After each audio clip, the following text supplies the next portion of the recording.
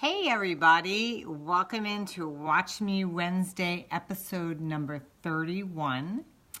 I hope you have all gotten a chance to head on over to my blog and enter the Viking Tribute 145C giveaway. If you haven't, make sure you do after this broadcast because I am going to be demoing today. It's going to be a little project that you might want to do in the future if you get this machine or if you have a similar Viking. It's kind of a cool little thing that I've been playing with all morning, so I'm hoping that you'll enjoy the little demo today, and I should have the little project all complete by tomorrow. So you're gonna have to be patient with me today because it's a little darker in here than normal because I have a little bit of a glare on the screen here, and I am going to be moving the camera so that you can see the screen better without the glare. But I had to play around with the light coming in from the windows, etc., to get the glare off. But I think you're going to like what I'm going to show you because I am going to show you some more features. What I was playing with this morning, and I actually posted a couple teaser photos. So, hey everybody, welcome in. I did a bunch of specialty stitching, and you'll see up in the top here, it shows the 200 stitches that it does, but I say 200 plus because you can adjust the stitches to whatever lengths and widths you want.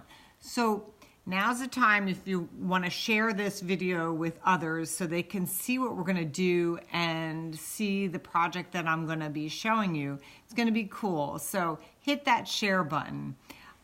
Anyway, so this morning I was working on doing some beautiful stitches with some beautiful colors, and you can kind of see here up close and personal some of the stitches. And let me see, here's another one. I did some hearts too because I thought for Valentine's Day, happy Valentine's Day, everybody. See my little hearts down here? This is maybe a better one there. And see the little hearts? Can you see? I really absolutely love this stitch right here and that stitch too. Aren't they beautiful? So the couple things that you need to remember when you're using your machine and it has stitches like this, you're going to want to put a stabilizer on the back. I just used a tearaway stabilizer that you'd use for regular embroidery, but if you use a different kind of stabilizer, feel free to use what you feel best. But this machine is going to tell you that you need a stabilizer. So you're going to have to bear with me again. So I'm going to show you. I'm going to have to move the camera around a little bit, but I want to show you what we're going to work on. I did prep up a little piece here, and all I did basically was cut a piece of, I used a modeled batik fabric, and there is stabilizer on the back, and all I did was put some pins down each side there, just so that I could stitch in the center.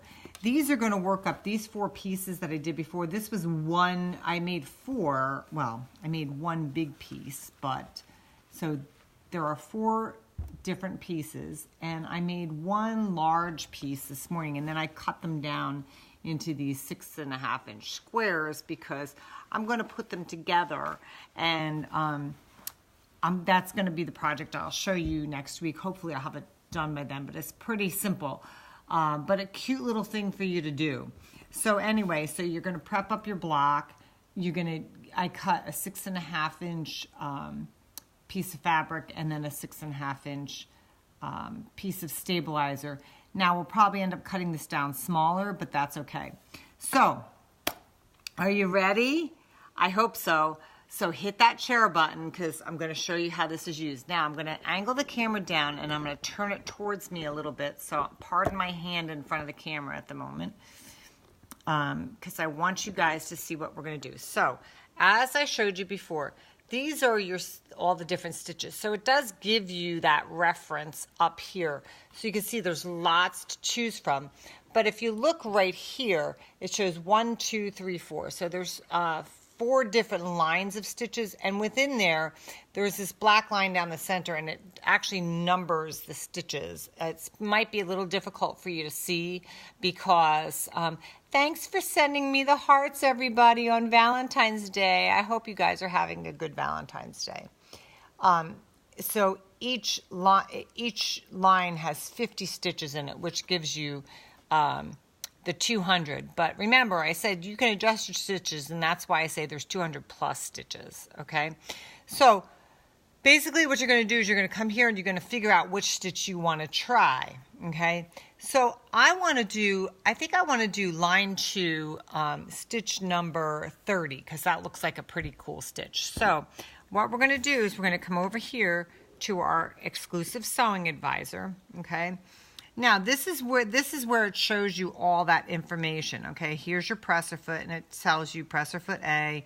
The pressure on the foot should be 5, which the machine is set to. I've got an 80 universal needle on, and right now it's on a straight stitch, because you see that straight line there? And it's set at 2.5, which is the default stitch for the machine. And the width is obviously 0 because it's a straight line. So we're going to go over here to the little catalog, which is going to tell us all these 200 stitches that are up at the top. So I said I wanted to do number 29, which is on the second row. So right now it's showing me here that we're number 1. We're on the first row. See how that big box is highlighted, the number 1 box? Well, I'm going to choose number 2 because I want the second row. So now it's showing me I've got number 2, I've got the second row, and I want stitch number 29. So I'm just going to plug in 29. Well, say I hit the wrong buttons and I didn't really want 29, but I wanted 24. So I'm going to go back. I can go back and hit 24. Okay, and that would give me 24. But that's not the stitch I want. So I'm going to back it up again because you got the little back button. And you do have a little stylus you can use if you don't want to use your fingers. So I'm going to hit 29. And I'm going to hit OK. So what happens is it comes up here and it shows your stitch. It shows that you need the B foot on. And I'm going to show you how to put your feet on and off. And somebody had asked the question last week, by the way. The Viking presser feet are all interchangeable with other Vikings. My Viking number 1 plus that I bought in 1995, the feet for that fit on this machine, and likewise back and forth. So you don't need to worry about that. So it's telling you that you need to put a B foot on your machine.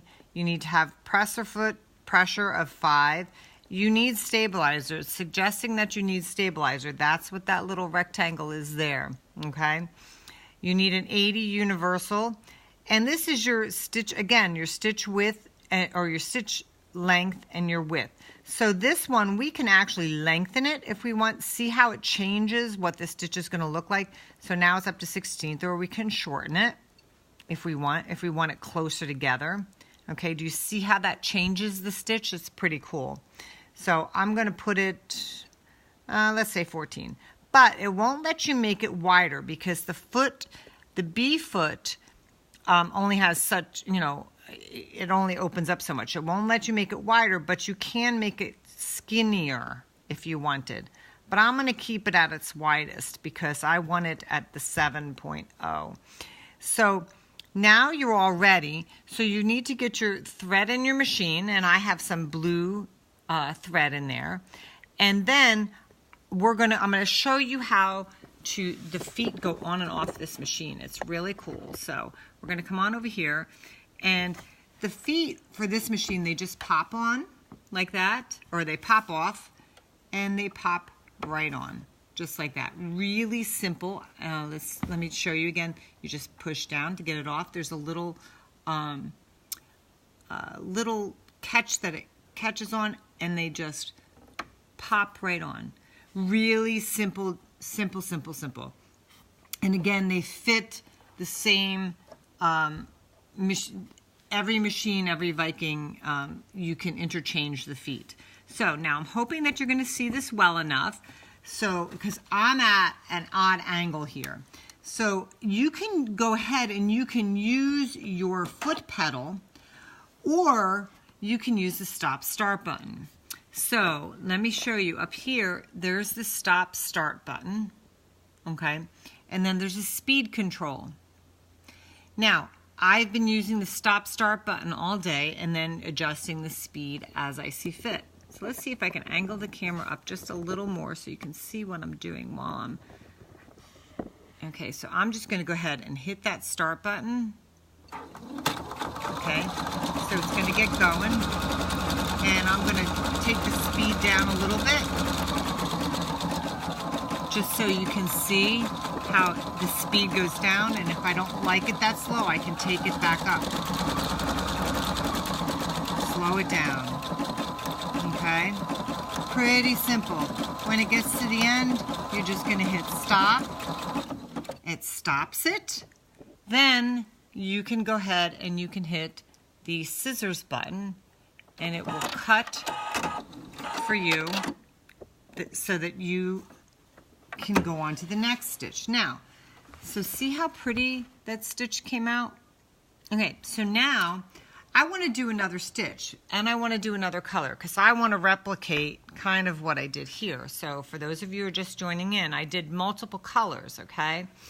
So how do you do that here? So we're going to change out our thread. So let me angle the camera up a little bit, okay? So all I'm going to do here is I'm going to take my thread out of my machine. Oh, and by the way, one of the things that I failed to tell you last week, and I apologize, is that this handy dandy little machine, when your bobbin thread runs low, right here, the machine will stop and you will get a message here that your bobbin thread is low. It's telling you to change out your thread. How good is that? On this kind of machine, it's fantastic. So we're going to go ahead and we're going to thread our machine. So basically, the threading is pretty easy. Comes around here, goes up, down, comes up, and let's see, I can't really see here, so I got to come around, down. Now, let me angle this so that you can see what I'm doing here, because I want you to see the needle threader. It's got a needle threader, okay? Everybody can see okay? So we're going to come in here. It's hard for me to do from this angle, but you're going to pull, this is the needle threader. You pull it down, and you're going to go ahead, oops, bring your thread around there, bring it in the groove, and it pulls your thread right on through to the back, and you're ready to go. And you can see I could do it from this weird little angle too, so that's pretty cool. So now let's pick another stitch, okay? So here's our stitch catalog again, and let's see. I want to do, well, since it's Valentine's Day and I got red on there, let's do the hearts, okay? So that's on row number 2, and it's number 44. So let's go back here to the Sewing Advisor. We're going to click on the catalog again, okay? And we want to stay in 2. We're not going to go to row 4. We're not going to go to row 3.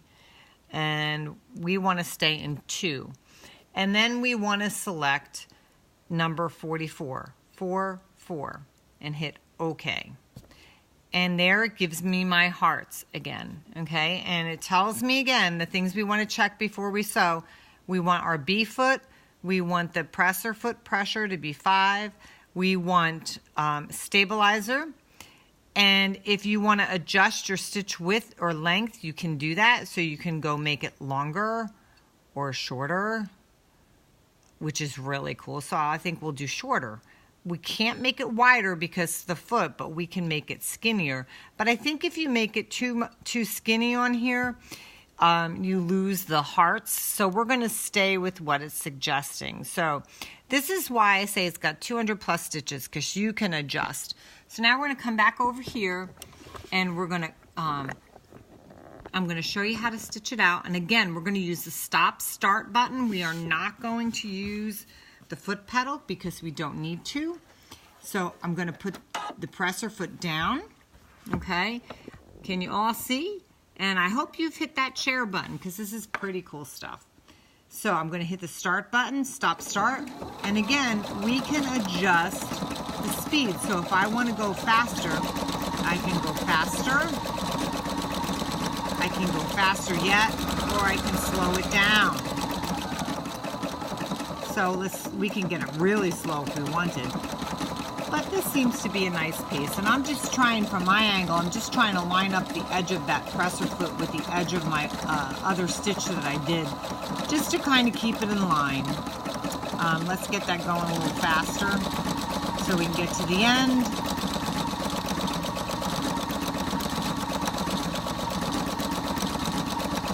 And then we're going to hit the stop button, okay? Now, once we've hit that stop button here, the stop button, we're going to go ahead and we are going to hit the scissors button, and that cuts the thread for you.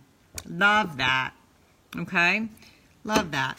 So now we've got these 2 rows of stitches. Now, you can keep on, I'm going to raise it up so you can see me again. Hi, everybody, I'm back.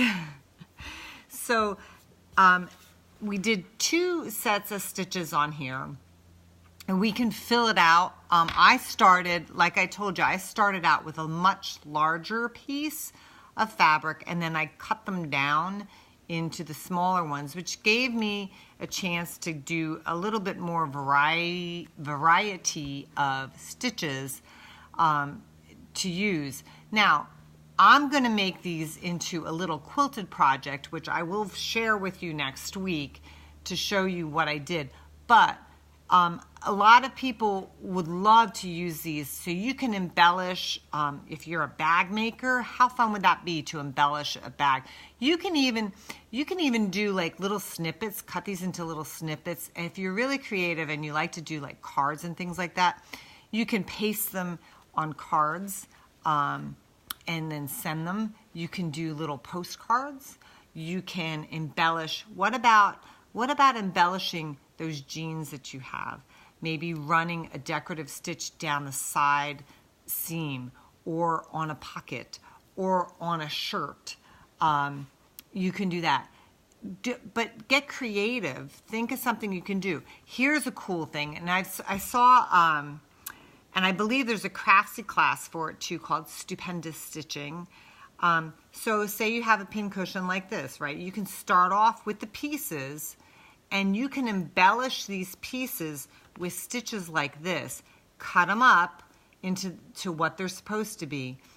Then put them right on to make them into your pincushion. So this could be a really decorative pincushion with lots of fancy stitches. Now you can get crazy and use some really cool threads to do embellishment with. You can do variegated threads. You can do threads with sheens in them. So you can really, really get creative with some of the decorative stitches, which is what I like about this. You have so many choices for stitches in such a starter model. I love the fact that you have that ability to do that. But again, a couple things that I showed you today, just as a recap. I showed you of how to do the stitches, how to select them on your sewing advisor. That's important. You have them up here for reference in here, and then you can go ahead and select them. And the sewing advisor tells you everything. It tells you what foot you need, even the type of fabric that it's suggesting. So this is suggesting a woven medium. I didn't go over that, but it is suggesting a woven medium. So, but it gives you all the details that you need to sew your piece, which is awesome. Plus the presser feet are interchangeable with all of other Vikings, so you don't need to run out and get new presser feet, and they just snap on, snap off.